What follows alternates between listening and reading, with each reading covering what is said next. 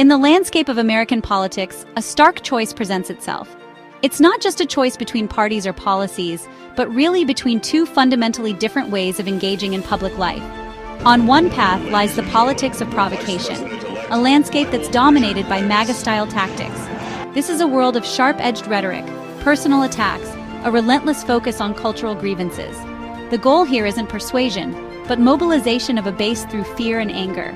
It's loud, it's chaotic, and honestly, it often feels like a perpetual reality television show where the stakes are the very foundations of our democratic norms. This approach sees political opponents not as fellow citizens with different ideas, but as enemies to be vanquished. The other path is quieter, but it actually demands a more profound strength.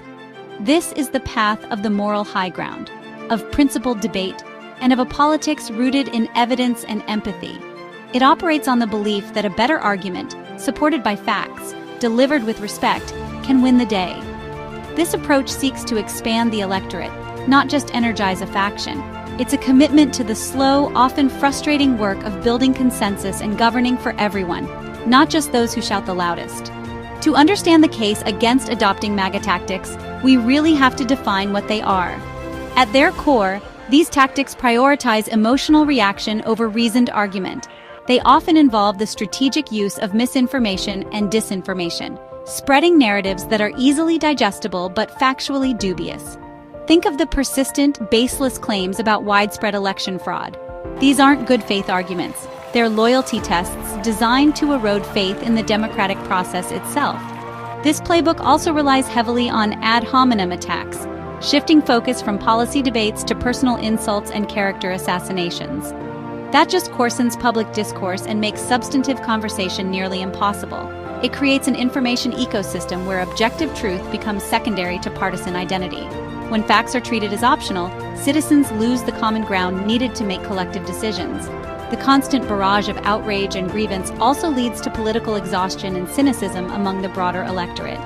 That discourages participation from those not already deeply engaged. This dynamic is damaging to a democracy, which relies on the active and informed consent of the governed. The goal isn't to win an argument, but to make arguing impossible. Furthermore, MAGA tactics deliberately exploit and deepen social divisions. They target specific groups with inflammatory rhetoric, framing them as a threat to the nation's identity or security.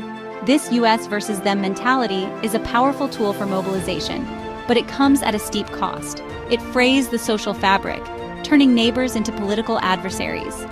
When Democrats consider mirroring MAGA-style tactics, they're contemplating a strategy that fundamentally conflicts with their own stated values. The Democratic platform is, at its heart, about collective action and social trust. It relies on the idea that government can be a force for good, that institutions can function fairly, that society is stronger when it's more inclusive. Embracing tactics built on disinformation and personal vilification would be a profound act of self-contradiction. It would mean abandoning the very principles of evidence-based policy and respect for democratic norms. To fight for the rule of law by breaking its unwritten rules is a losing proposition. Consider the simple facts of the approaches. Democratic policymaking at its best is a data-driven process. The Affordable Care Act, for all its complexities, was the result of years of research, expert testimony, and painstaking negotiation. Contrast this with a signature MAGA policy like the border wall, driven more by rally chants and symbolic power than by expert consensus on immigration or border security. For Democrats to pivot to a politics of pure symbolism would mean jettisoning their core competency, the ability to engage with complex problems in a serious, substantive manner. It would be a strategic error of immense proportions. So, what is the better way? Instead of mimicking divisive tactics, Democrats should double down on their strengths. Lead with clear, compelling, evidence-based policy proposals. Address the real-life concerns of American families: the cost of health care, the price of groceries, the availability of good-paying jobs, the quality of local schools. A voter worried about their child's future is more likely to be persuaded by a concrete plan for affordable college than by a clever but empty takedown of a political opponent on social media. Substance, clearly communicated, can be a powerful form of persuasion. Democrats can also win support by modeling the kind of behavior they want to see. Engaging with voters in every community, not just the ones that are already deep blue. holding town halls, listening with genuine empathy, answering tough questions with honesty and respect.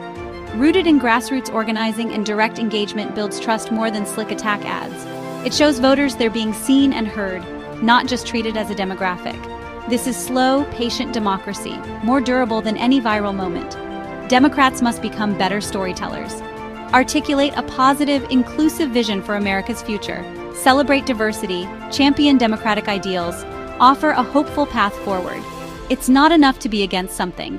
Be for something. Prove that principles must prevail.